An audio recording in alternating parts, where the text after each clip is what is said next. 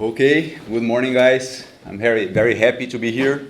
Thank you, Valal. Thank you, the Forge team of University of Florida. This is a big challenge for me, as I'm a professor in Brazil. I live in Brazil. I've lived in the United States, in California, 5 years ago for only 7 months. So my English is probably going to be the worst you're going to listen here. But I hope you understand at least part of the results I'm bringing to you. My intention here is to bring a little of my experience, things that we've learned for the last 3 decades of research in crop livestock integration and its application in the field. Of course, I'm not part of this 30 years, but I've been part of this research in the last 10 years during my entire academic career, and also now as a professor in the Federal University of Rio Grande do Sul. I tend to talk too much, so I'll try to be fast because I know Valal is very serious about time. But I have a lot of things to show to you about what we know about crop livestock systems in South Brazil. Raise your hand, those of you, and probably all of you know where Brazil is, so please raise your hand. Yeah, everything, right? Now raise your hand, except for the Brazilian guys who are here, who know where Rio Grande do Sul is. Yeah. Few of you. So zooming in this image, you're going to understand why it's relevant to bring the results we have from Rio Grande do Sul. Rio Grande do Sul is the southernmost state of Brazil. And here in this image, we can start seeing some similarities with Florida. We're in the same latitude. We have almost the same climate. Okay, I think we have a little more precipitation. You're between 50 to 70 inches a year, right? Is that right? My friend ChatGPT told me that. And we have a little more. We have from 45 to 85. So the absolute variability in our state is greater. But the climate is very similar. Also, you have a wet and a dry season, a little more defined, and the precipitation in our state is more well divided through the whole year. Okay? This absolute variability in our state creates a lot of variability in soil conditions and vegetation. So I think here you have sandy soils all across Florida, more or less, and there we have different conditions across the state. So the upper half of our state has very clayey soils, from 50 to 60% clay, and the other half range from 10 to 20% clay. So it's more similar to yours. So and I'm trying to bring results from all these places, okay? A little about our culture. So we are called the Gauchos. Our culture is very attached to livestock, to horses. We are raised on the back of horses, but you probably know our state because of other horses. This one, the great floods that were noticed all across the world. The greatest flood of all time happened in 2024 with hundreds of dead people. So, and this affects, of course, also agriculture. Here you can have an idea of the variability of our climate. So, on the last six cropping seasons, including this, the current one, we are almost harvesting soybeans there. We had 3 severe droughts, 2020, 2022, and 2023, and we had in 2024 this great flood. So a lot of variability, and our costs of production of soybean are around 30 bushels per acre there. So you can imagine that people are not doing well growing soybeans and the other crops there. And that's why you're going to listen so many times the word stability during my presentation. And as we understand, crop livestock integration, livestock when integrated to crops increases the stability of the system. In Rio Grande do Sul, we are the state that integrates more in percentage. About 30% of our land is integrated with livestock. We have about 7 million hectares, and I'm sorry about the units here from Brazil, we use the metric system. About 7 million hectares cultivated, mainly with soybean, but we also have maize, rice. We don't have cotton there. We have very few acres of peanut. So the main crop is really soybean, and about the 7 million, 2 million is integrated with agriculture, and the integrated area in Brazil is increasing in a linear way.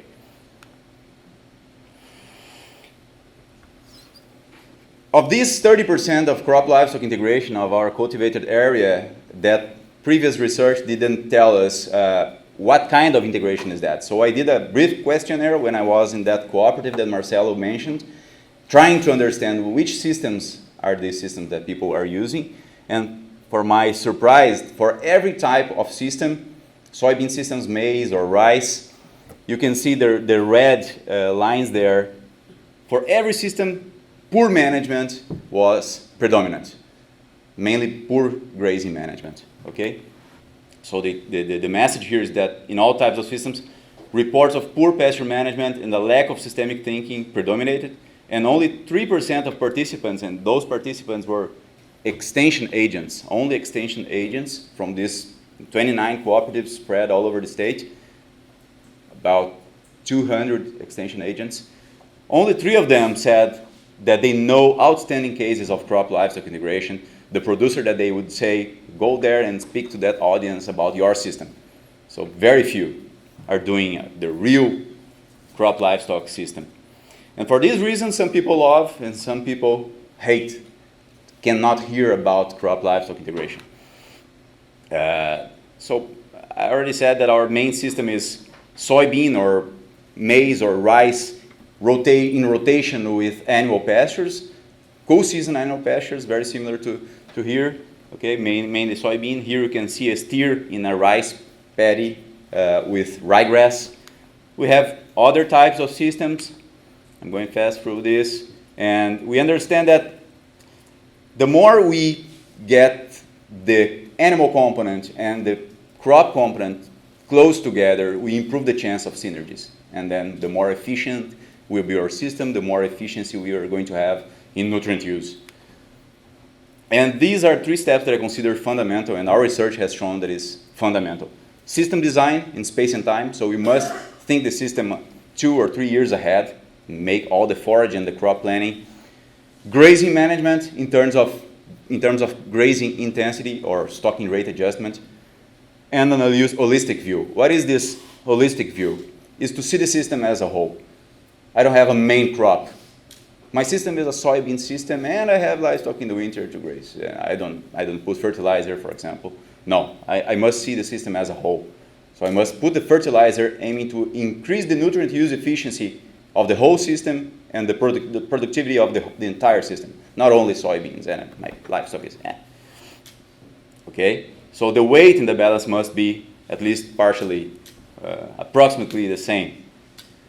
I'm from the same team of the Mythbusters, so I'm bringing some of the myths that we have there. They are very similar, okay? The first and most important, soil compaction by animal trampling, which obviously reduce crop yields. This is what producers think when they don't do crop livestock integration in the right way.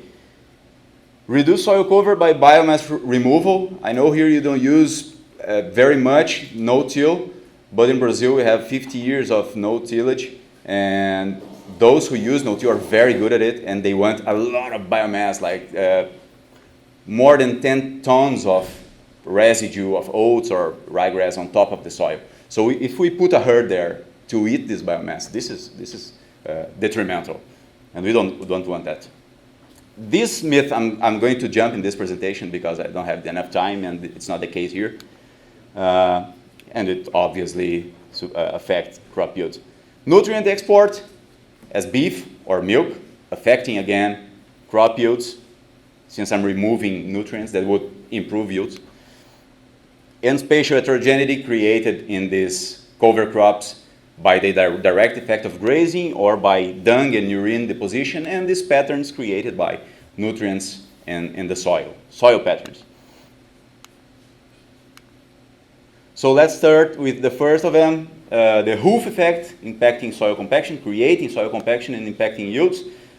This experiment is in that upper half of the state where we have more clay. So if we have this problem, is there in this region, not in sandy soils, there where we have more clay. We have a 25-year long-term experiment with crop livestock integration there. We have soybean, and in the winter we have ryegrass, a mixture of ryegrass and oats, grazed at different intensities. And intensities mean here sward heights, 10, 20, 30, and 40 centimeters, and ungrazed system, okay? Main result here, we have a slight increase in soil density in the top 10 centimeters, mainly where we have overgrazing or 10 centimeter tall ryegrass, okay? But you can see that below these 10 centimeters, we have decreased soil intensity where we have animals, regardless of the grazing intensity, because of root systems. When animals graze, they make plants produce for longer time, especially if moderate grazing intensities are applied. So we are stimulating root growth and profile exploration.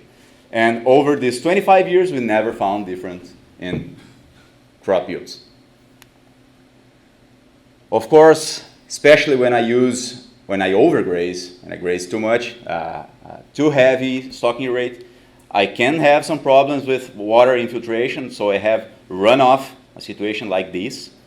Our relief is slightly undulating, so I can have water runoff if I overgraze. But when I have animals at moderate grazing intensities, adjusted stocking rates, the infiltration dynamics is okay. Soil aggregation helps water infiltrate, and I don't lose water and nutrients to the water courses.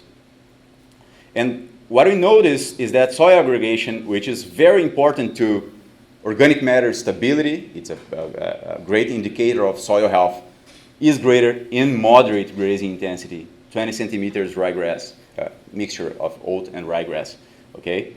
So we start understanding that moderate grazing intensities is where we have the best synergies in this kind of system. But here, just an example showing an X-ray image showing the soil profile explored by roots in a crop monoculture, the soil profile explored by roots in a crop livestock system, and the soil profile explored by roots in a native grassland. So you see that when we integrate animals, grazing animals, we are kind of mimicking the functioning of the natural ecosystems.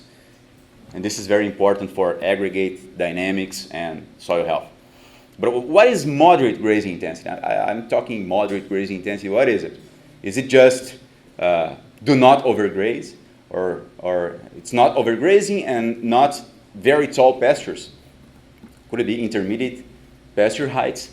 But nowadays, after we did a lot of studies on the plant-animal interface, plant-animal interactions, we found more specific information in Brazil for our forage crops, and now we have a lot of pasture heights that we apply in rotational or continuously stocked systems, okay?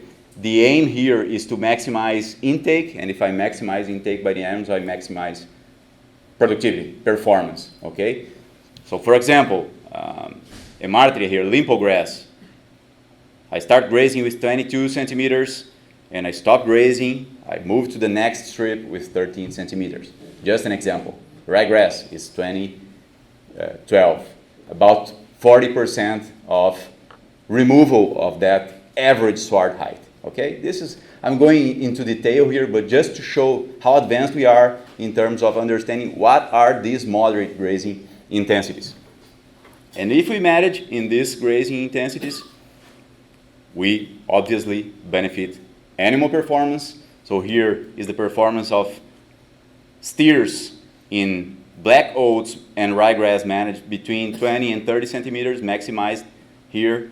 And also we are reducing GHG emissions, which is a hot topic now. So we can do both by only adjusting stocking rates. Very easy. It's the nature in the grazing system converging to the optimal results. Okay? When doing this, adjusting the stocking rates and this combined with no-till in an experiment, this is another environment now. This is paddy fields in the southernmost part of our state, okay? The half part of the figure. Here it's a clay, it's not that clay, 18% clay, and usually managed in rice systems with conventional tillage. So they disturb a lot the soil, and just 2 years after the implementation of this experiment using combining no-till and moderate grazing intensities, we improved 35% the organic matter in just 2 years, okay? Unfortunately, this experiment, for other reasons, it finished in 2019, I guess, and it had reached 3% organic matter, only adjusting stocking rates and using no-till. And also rice productivities improved in the same time frame. Another myth, that nutrient export by grazing animals reduces crop yields. This is very common, but it's wrong, okay, because the great exporter of the system are the crops. So, for example, soybean, 4 tons or 4,000 kilograms per hectare, I'm sorry about the metric again, exports 50 kilograms of nitrogen from the soil. So we always think that soybeans leaves nitrogen because it's a legume. It's actually, when achieving high productivities, it's actually exporting a lot of nutrients, a lot of nitrogen. So 50 kilograms of nitrogen, 60 kilograms of phosphorus, and 80 kilograms of potassium, while an animal unit, so a cow or steer with 450 kilograms live weight exports only 11 kilograms of nitrogen, 7 kilograms of phosphorus, and 1 kilogram of potassium. It's very few. So the animal is actually recycling all the nutrients. It's eating in a place and redistributing in the area, okay? While the crops are sending these nutrients to the cooperative or to the other places. So livestock phase is a cycler. All these new routes, this recycling that is added by the animal is pretty unique. There's no other way you can do this efficiently. And it also creates heterogeneity, spatial heterogeneity. So in a time where we have precision agriculture to help improving our yields, every time we talk about heterogeneity, we get a little scared. It's probably decreasing crop yields, right? Wrong again.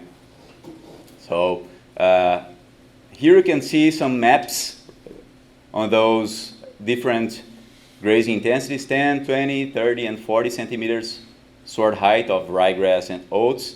You see there are a lot of patterns created by dung. The more brownish spots there are where we have more dung accumulated, and people thought this would compromise soybean yield, right? But when they measured to the plot level, to the whole paddock, there was no difference. What happened is that where I had dung spots, I produced around 10 bushels per acre more. Is that right, Marcelo? 60, almost 700 kilograms more. And where I didn't have the dung patches, where the animal removed the nutrient, it produced slightly lower. But in the end, the production was the same. Okay. This leads us to the system fertilization approach, which is an approach we are studying in Brazil and applying in practice, and it's working very well. When my soil nutrients are on a good level, I can start moving the fertilization from the crop phase, which is the traditional way to do it. My system is a soybean production system. My main crop is soybean, the compartmentalized way of thinking I talked to you. So I put the nutrient in soybean. Well, we're changing this. We are changing the nutrition to the pasture phase because we know now that the animals are recyclers. So everything I put there, they just recycle and it's there for the crop, for the subsequent crop. And we are calling this the system fertilization, to fertilize the acre, not the culture anymore, not the crop, okay? So we have an experiment in a soil with more sand, a sandy soil with 10 to 14% clay. you have these different systems. So a pure cropping system with the conventional crop fertilization, and with the system fertilization, which here means moving all the nitrogen, phosphorus, and potassium to the pasture phase, everything. I sow the soybeans with only the seed, nothing else. And the same in the crop livestock integration with sheep grazing only ryegrass in this case, managed always with moderate grazing intensities. And now I'm bringing you some of the results. Okay, in the first year, looking to the total above ground primary productivity, so biomass production, first and second year, we had 1.5 tons of dry matter per hectare more, so a 20% increase in herbage production during the winter. And if we have more biomass, we have more roots, we have more carbon being sequestered and all of that, okay? In the fourth year of this management, 50% increase from 6 tons in the conventional fertilization way with no livestock integration to almost 9 tons, so almost 3 tons dry matter per hectare more, 50% increase. And in the fifth year, we reached 6 tons dry matter more. This is 100% increase in pasture production without compromising crop yields. So these are very impacting results. But again, we need our system to be established in terms of nutrients, okay, all well. Now the response of the crop, response of soybean yield and nutrition. In the first and second year, soybean grain yield did not feel this management change, so no differences in soybean yield, and also no differences in crop nutrition. When we analyzed the leaf of the soybean, it has the same content of phosphorus and potassium in both systems. So I put the nutrient in the pasture phase, and the crop is still great with nutrition. Okay? But if I put the nutrient in the crop phase, the pasture is nutrient deficient. I don't have this result here, but it's a result we have there in our group.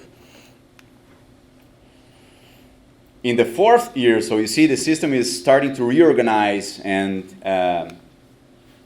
improve its functioning with relation to system fertilization. And in the fourth year, we had a 10% increase, so 5 bushels per acre more, almost 400 kilograms of soybean more, putting all the nutrients in the pasture.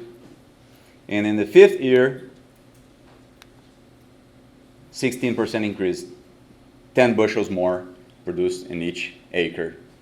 Again, putting all the nutrients in the pasture. This is the translation of nutrient use efficiency. I'm putting the same amount of nutrient and producing more herbage mass, so obviously more live weight gain or milk in other systems, and I'm improving crop production. Now starting to look to the long-term pattern of these results and also stability, okay? Here we have a 21-year data set of that, the first experiment I showed to you in the clay soil, okay? This is the longest run experiment we have probably in Brazil with crop livestock integration. And just to explain this figure to you, the yellow bars are soybean productivity, the grain, okay? With 13% moisture, weighted, okay. The light green bars are, okay, sorry, again. Yellow bars, crop productivity in ungrazed system. Light green bars, crop productivity in the grazed system with moderate grazing intensity. And dark green bars are the beef production converted with all the costs corrected for that years, converted in equivalent soybean bags, in this case, 60 kilogram soybean bags. So the result we have here is an increase in 57% in equivalent soybean production, which is profitability in this year, okay? And I can assure to you that in Rio Grande do Sul, there's no other way to produce the equivalent of 24 bushels per acre more with other crop. People try it with wheat and without success because it's very risky. We have huge problems with frost, and so cattle can do that. Here we merged all the studies in South Brazil, including other states, Rio Grande do Sul, Paraná, and Santa Catarina, which we consider the southern states, where we have some similarity with Florida. We have summer crops, summer cash crops, and the winter cover crops grazed in winter, of course. And 93% of the cases, we had improvements in crop yields when we have crop livestock integration and good pasture management, associated with good pasture management. In numbers, 3.5% increase in soybean production, almost 5% increase in beans, and more than 10% increase in the grasses, maize and rice. Okay? And now specifically looking to stability, this is part of my PhD dissertation, and we did a huge simulation on the stability of a long-term data set on crop livestock integration. And data shown that soybean productivity is more stable over the years, varies less when I have moderate grazing intensities in the winter. You can see here the ungrazed, the pink line is in the middle. Here is the less stable system, and the moderate grazing intensity here showing that soybean is more stable, the most stable system with this data set. Okay? More stability without changing crop yields in this case of this experiment. Okay? And here another simulation from the same study showing that we look to the extreme yields. So what is the chance of having extremely low yield, disaster, and what's the chance of having an extremely high yield? So we call a super cropping season, like we call there. And we did not detect differences for the extremely high yields, but we did detect differences for the extremely low yields. And you can see here that the significance is pointing to the ungrazed system. So very risky to produce soybeans without grazing in the winter. Other metrics here, we merged the grain productivity and beef productivity in a single metric, which we called human digestible protein production. We did a lot of conversions there, and data shown that we had a 13% increase in protein production, human digestible protein production, up to the highest grazing intensity. We had more than 100% increase in profitability when we had up to the greater grazing intensities, okay, with no difference between the moderate and the high grazing intensity, which here means overgrazing. So the same result, if I manage my pasture well with moderate grazing intensity, I have the best result in terms of economic performance. Almost 200% increase in minimum yield potential, which is the productivity in that extremely low year. Okay, so this is risk reduction. And about 30% increase in maximum yield potential, which is the productivity in the best year. Okay, so everything points that we should integrate. It's a no-brainer, as Dubé said. Why do we have this stability? We're still asking to ourselves. We were still studying this. And one of the things we think are playing here is microbial diversity, so the associated diversity. And the mechanism can be functional redundancy, which means that the resistance of a given ecosystem function will be greater if the microorganism, in this case, involved exhibit distinct responses to environmental disturbance. So we can see here we have more microbial diversity when we have grazing at moderate to low grazing intensities, and maybe here we have different organisms doing the same action, like phosphorus uptake. One of them will resist to an extreme drought event, and the other will die. So in this case, we have more stability in this system. We also have good results for nematodes. So when we overgraze, we increase plant parasitic nematodes, and we reduce the diversity index. And in moderate grazing intensities, we reduce plant parasitic nematodes, we increase diversity, and increase predatory nematodes. So they're controlling themselves. Because the system is in a good balance, is sustainable. Some other things that sometimes we don't care, but are very important. Here I have some pictures of the dung beetle. And in this picture you can see how deep the gallery or the biopore created by this dung beetle can reach, up to 2 meters. And in this gallery, the crop root can enjoy this gallery to pursue for water or nutrients, and also my nutrients can reach deeper layers of the soil, okay? So very important. I'm almost in the end of my presentation, Valal, don't worry. And I still have 10 minutes. Wow, so efficient in English. So the importance of sod-based rotation to system resilience. And here the sod-based rotation means Sudan grass acting as the C4 grass in the summer. So I have a soybean system and cold season cover crops in the winter, and instead of doing soybean again, I decided in one field to do Sudan grass, an annual grass, so grazed by steers, okay? This is a result that comes from a farm. It's not experimental. And the fields were side by side. The only difference there was that the management and a division by a fence. And in this year, 2018, 2019, a year of normal weather, it was slightly dry, but we consider it normal weather. Soybean production was about 60 bushels per acre. And on the other side of the fence, the live weight gain converted again with the price, all the costs corrected, represented the same as 67 bushels per acre. So my soybean crop where I had animals was greater, okay? Or about the same in a good year.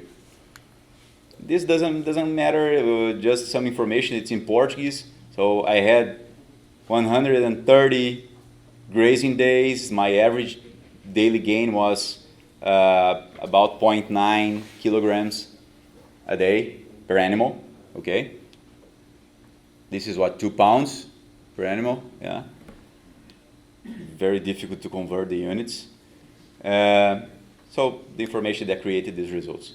In the next year, which was a moderate drought, my soybean in the same place produced about 41 bushels per acre, while the pasture produced about 65 bushels per acre of equivalent soybean yield. Is that clear for you? Is that clear for you? You understand this confusion I'm making here? Okay, so this means that real soybean production lost more than 30% productivity because of this moderate drought, while the equivalent soybean production in the pasture lost 3%. So this is risk reduction. And here we're talking about an annual grass. Imagine if we decided to rotate with Bahia grass or brachiaria, which is very common in Brazil, with deeper and more robust root systems, and without the need to establish every year. This is real risk reduction. And my final slides, the take-home message. This is another producer there in South Brazil. We usually hear this sentence here: in real life, cattle trampling reduces crop yields. Meaning that your experimental results, the research you do in plots doesn't reflect the reality. So I like to bring this this outstanding case of crop-livestock integration, Mr. Valdir Jacobi, which for several times was a national champion of soybean yields and also corn yields. Yeah, of course the numbers here are a little different from Brazil, but this is a huge productivity for our conditions. And you can see the amount of awards he has here. And as he always likes to say, I am only capable of producing this amount of corn or soybean in pasture areas. I can't produce this in other areas where I don't have cattle. He's a dairy producer, grass-based dairy producer. So thank you very much for your patience. Again, sorry about my English, and I'm here to listen to the questions and discuss.